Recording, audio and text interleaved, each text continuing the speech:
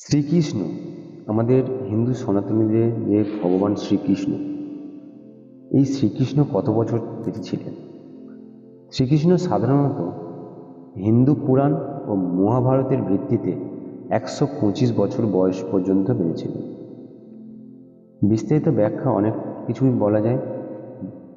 আজকের বেঙ্গলি স্বাস্থ্যকথায় খুব ছোট্ট করে এটাকে বোঝানোর চেষ্টা করছি। শ্রীকৃষ্ণের জন্ম হয়েছিল দাপর যুগে, মথুরায়, কংসের কারাগারে। তিনি কৈশোর কাটিয়েছিলেন গোকুল, বৃন্দাবন ও নন্দগ্রামে।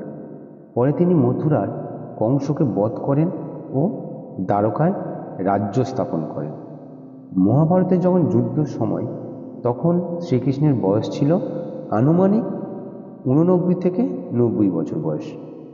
যুদ্ধের প্রায় 35 বছর পর দ্বারকাবাসীদের অভিশাপজনিত কারণে যাদব বংশের বিনাশ ঘটে। এরপর শ্রীকৃষ্ণ জরাসন্ধ বংশের এক শিকারীর জরা কর্তৃক অনিচ্ছাকৃতভাবে আহত হন এবং দেহত্যাগ করেন। শ্রীকৃষ্ণের আয়ু ছিল মাত্র 125 বছর।